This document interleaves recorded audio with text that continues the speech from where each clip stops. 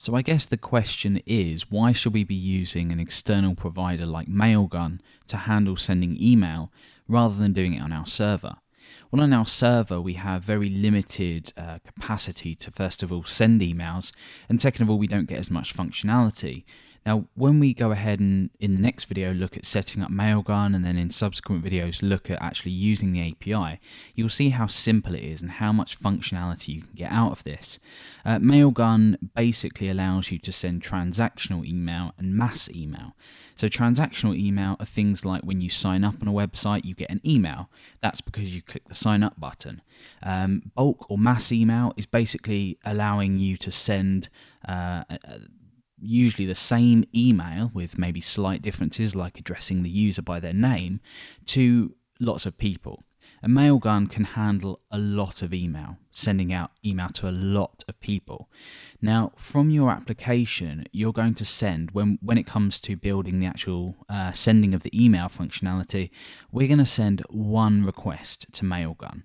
So we make one API call to Mailgun with what list we want to send to, and the actual body of the email. Mailgun will handle then sending that to hundreds of thousands of people maybe. So your application won't suffer, your website won't suffer. So that's the one thing. Mailgun's scalable. The second reason we should probably use a service like Mailgun is because it's easier than storing the data ourselves. Within this series, we're not going to touch a database. We're going to send everything over to Mailgun to store everything for us. And we can store all sorts of information about the user. We're not limited to what we can store.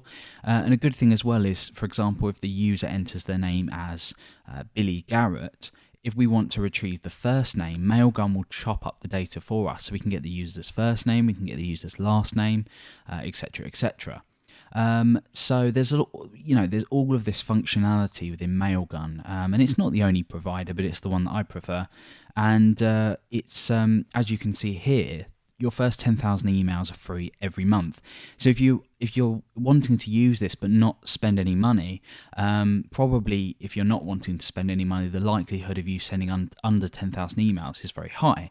So you don't actually have to pay a lot. But there's a price calculator here as well. If you head over to mailgun.com/pricing, you can enter your estimated monthly volume and see how much it will cost. But it is cheap, to be honest, if you think about the benefit that you get from this service.